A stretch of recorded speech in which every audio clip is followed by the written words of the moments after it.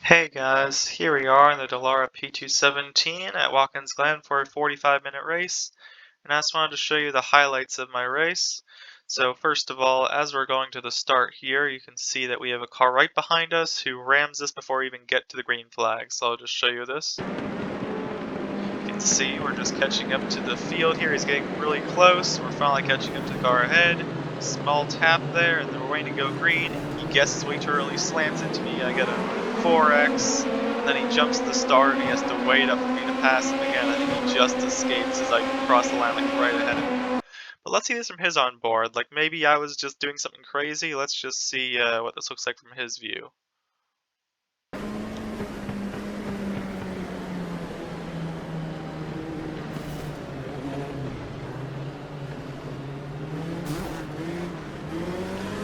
It's like, from what I can see, he saw that he were probably gonna go, so he decided to jinx to the right and try to guess it, but he still was too early to go, and by that time he went too early, everyone was still checked up and just rammed me. So he's pretty lucky, he didn't seem to get too much damage from that, but that 4X really hurt my safety rating, plus a lot of the 1Xs you can easily get here. I feel like that took away a lot of the extra room I had. So anyways, we'll just continue on with the lap here.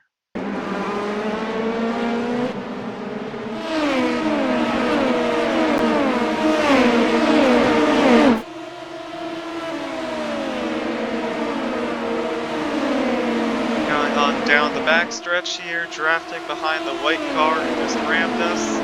Seeing if we can get to the inside of him, just in his corner right here, going in for the move and spinning out.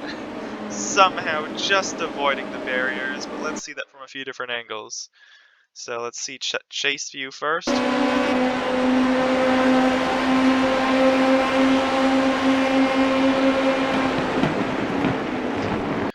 And looking at it from this view,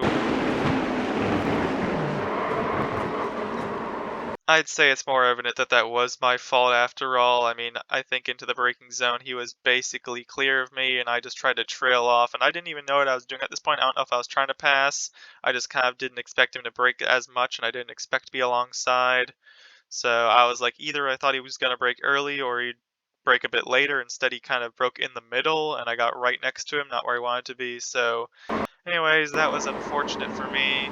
Yeah, I wouldn't say I did anything wrong. Then I had to back up around here. Got like another 2x from like a spin. Then I had to rejoin just as the GT3s are coming back on track. So I just went on the grass here to try to avoid the rejoin as best as I could. And at this point, we're like 25 seconds behind the pack. So I just do my job to try to catch up from 19th place here. And as we skip over to like the final lap or two, we can see that we've finally gone up to like 11th or 10th actually.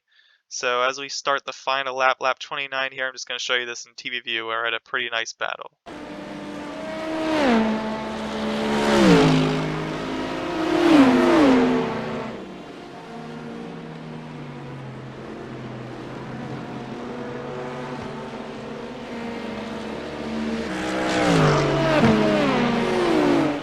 Have the blue 16 car behind us, who's in 11th place. He's been slowly catching us over like the last 5 to 7 laps.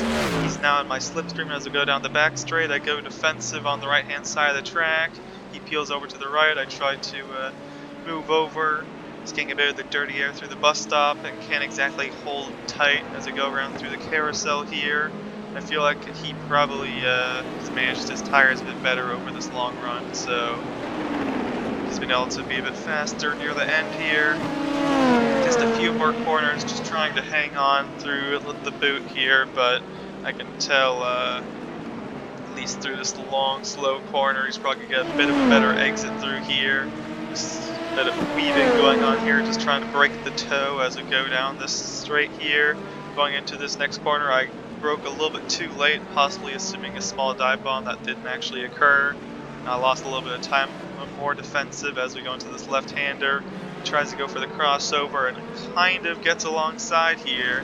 And now all I can really do is try to cover off. And so I'll pinch him a bit tight in the penultimate corner. Then I bring the car back over to the right-hand side, dive into the final corner. He crosses me over, racing down to the finish line, and he just about gets me by what's 400ths of a second there. So bit of a great battle. Let's just watch those last few corners from his on board. But yeah, we fought hard there. Really would have liked the top 10, but I'd say just from that recovery on the first lap, not too bad of a result. So now let's just watch the onboard here.